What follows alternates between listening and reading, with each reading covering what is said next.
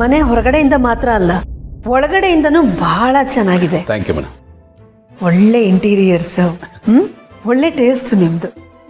ಅದಕ್ಕೆ ಸರಿಯಾಗಿ ಮನೆ ತುಂಬ ಜನ ಇದ್ರೇನೆ ಅದು ಮನೆ ಅಂತ ಅನ್ನಿಸ್ಕೊಳ್ಳೋದು. ಇಲ್ಲದೆ ಹೋದರೆ ಬರೀ ಬಿಲ್ಡಿಂಗ್ ಆಗಿರುತ್ತೆ ಅಷ್ಟೇ ಅಲ್ವಾ? ನಿಜ ಮೇಡಮ್. ಬರೀ ಗೋಡೆಗಳನ್ನ ಕಟ್ಟಿಸಿ ಕಿಟಕಿ ಬಾಗಿಲು ಇಷ್ಟು ಮಾತ್ರ ಇಡಿಸ್ಬಿಟ್ರೆ ಮನೆ ಅಂತ ಅನ್ನಿಸ್ಕೊಳ್ಳಲ್ಲ.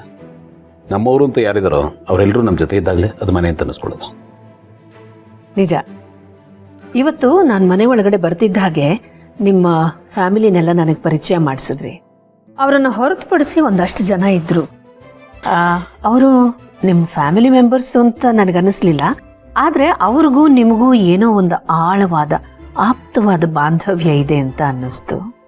ಹೌದು ಮೇಡಮ್. ಫ್ಯಾಮಿಲಿ ಅಂದರೆ ಬರೀ ರಕ್ತ ಸಂಬಂಧ ಆಗಬೇಕು ಅಂತ ಏನೂ ಇಲ್ವಲ್ಲ. ಯಾರು ಬೇಕಾದರೂ ನಮ್ಮವ್ರು ಆಗ್ಬೋದು. ಜಾತಿ ಅಂತಸ್ತು ಇದ್ಯಾವುದು ಲೆಕ್ಕಕ್ಕೆ ಬರಲ್ಲ. ಒಳ್ಳೆ ಮನಸ್ಸು, ಒಬ್ಬರ ಕಷ್ಟಕ್ಕೆ ಇನ್ನೊಬ್ರು ಆಗಬೇಕು ಅನ್ನೋದು ಅಷ್ಟು ಸಾಕಲ್ವಾ? ಅವರೆಲ್ಲ ನಮ್ಮವರೇ ಮೇಡಮ್. ಅದು ಒಂದಷ್ಟು ವರ್ಷ ಕಾರಣಾಂತರಗಳಿಂದ ನಾವು ಈ ಮನೆಯಿಂದ ಆಚೆ ಹೋಗಬೇಕಾಗಿ ಬಂತು. ಅಜ್ಞಾತವಾಸದಲ್ಲಿದ್ದೆ, ವನವಾಸದಲ್ಲಿದ್ದೆ. ಆಗ ಒಂದಷ್ಟು ದಿವಸ ನಾನು ವಠಾರದಲ್ಲಿದ್ದೆ. ಇವರೆಲ್ಲ ಅಲ್ಲಿಯವರು, ನೆರೆಹೊರೆ, ಮನೆ ಕೊಟ್ಟು ಓನರು. ಹೀಗೆ ಒಂದು ಗಾಢವಾದ ಸಂಬಂಧ ಬೆಳೀತು. ಒಂದು ಪ್ರೀತಿ ಇತ್ತು, ಈಗಲೂ ಇದೆ, ಮುಂದೇನೂ ಹಾಗೆ ಮುಂದುವರಿಯುತ್ತೆ. ನಾನು ಕಷ್ಟದಲ್ಲಿದ್ದಾಗ ನನ್ನ ಕೈ ಹಿಡಿದವರು ನಿಜವಾದ ಅರ್ಥದಲ್ಲಿ ಸಂಬಂಧಿಕರು. ಅವರನ್ನು ಹೇಗೆ ಮರೆಯೋದಕ್ಕೆ ಸಾಧ್ಯ ಮೇಡಮ್? ಸಾಧ್ಯನೇ ಇಲ್ಲ.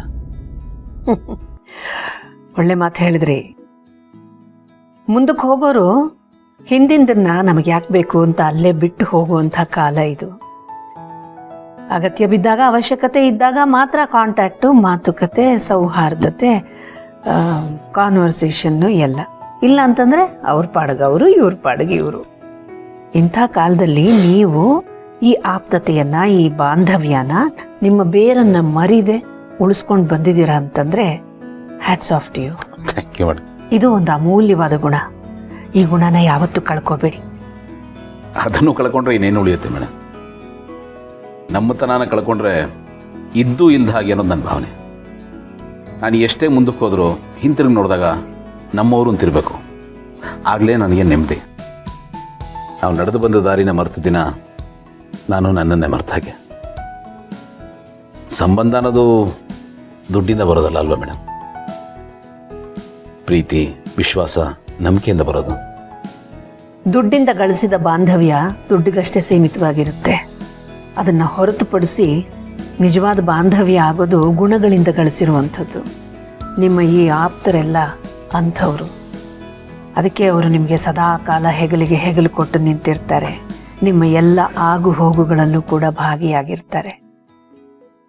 ಇದು ನಾವು ನೋಡುವಂಥ ಕೆಲವು ಒಳ್ಳೆಯ ಗುಣಗಳಲ್ಲಿ ಒಂದು. ಪ್ರಪಂಚದಲ್ಲಿ ಇನ್ನೂ ಒಳ್ಳೆತನ ಇದೆ ಅಂತ ಹೇಳೋದಕ್ಕೆ ನೀವು ಒಂದು ಉದಾಹರಣೆ. ತುಂಬ ಗಂಭೀರ ಆಗೋಯ್ತು ನಮ್ಮ ಮಾತುಕತೆ. ನಂಗೆ ಇನ್ನೊಂದು ಖುಷಿ ವಿಷಯ ಏನು ಗೊತ್ತಾ? ನೀವು, ನಿಮ್ಮ ಕುಟುಂಬದವರು ಎಲ್ಲ ನನ್ನನ್ನು ನಿಮ್ಮ ಫ್ಯಾಮಿಲಿಯಲ್ಲೇ ಒಬ್ಳು ಅನ್ನೋ ಥರ ನೋಡಿದ್ದೀರಾ.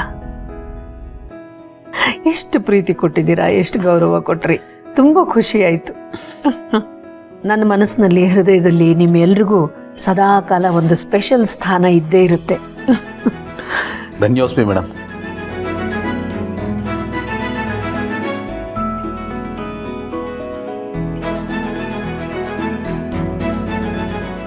ನಿಮ್ಮೆಲ್ಲರ ಮನಸ್ಸು ಇದಕ್ಕಿಂತ ಸಿಹಿಯಾಗಿದೆ.